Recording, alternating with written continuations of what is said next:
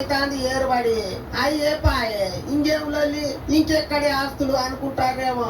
అట్లా కాదట, హక్కులే అంటున్నారట ఏపీ సర్కారు వాళ్ళు. అసలు ముచ్చట్లకు పోతే అప్పట్లో 10 ఏళ్ళు హైదరాబాద్ 2 తెలుగు రాష్ట్రాలకు రాజధాని లెక్క ఉంటది అన్నట్టు సంతకాలు చేసుకున్నారు కదా. ఇక అట్లా 2024 జూన్ 2వ తారీఖుతోని తెలంగాణ వచ్చి 10 ఏళ్ళు అవుతుంది. 10 ఏళ్ళు ఒడిచింది కాబట్టి ఏపీకి హైదరాబాద్ మీద పెత్తనం లేదన్నట్టు తెలంగాణ సర్కారు వాళ్ళు తెలిసి చెప్పిండ్రు. జూన్ 2వ తారీఖు నాడే సీఎం రేవంత్ సార్ కుండబద్దలకు వచ్చిండు.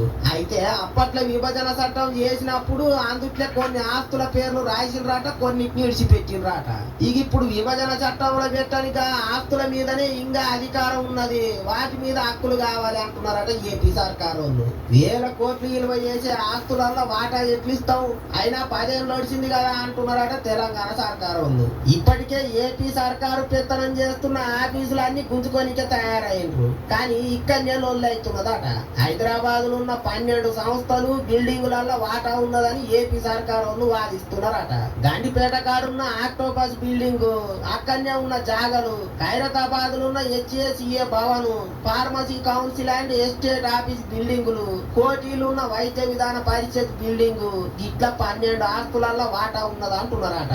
ఇదే ముచ్చట మీద ఏపీ సిఎస్ నీరవ్ కుమార్ ప్రసాద్ ఆఫీసర్లతో మీటింగులు కూడా పెట్టిండట. ఓ దిక్కు 10 ఏళ్ళు ఒడిచింది, హైదరాబాద్ లో ఉన్న ఆస్తులన్నీ మాయే అంటున్నారు తెలంగాణ సర్కారు వాళ్ళు. విభజన చట్టంలో పెట్టని ఆస్తులలో వాటా ఉన్నది అంటున్నారట ఏపీ సర్కారు వాళ్ళు. మరి 2 రాష్ట్రాల నడుమ ఆస్తుల పంచాది ఎట్లా జరుగుతుందో ఏమో గాని ఇది ఎక్కడి కొత్త పంచాది వచ్చి పడ్డది అనుకుంటారట ఇప్పుడు అందరూ.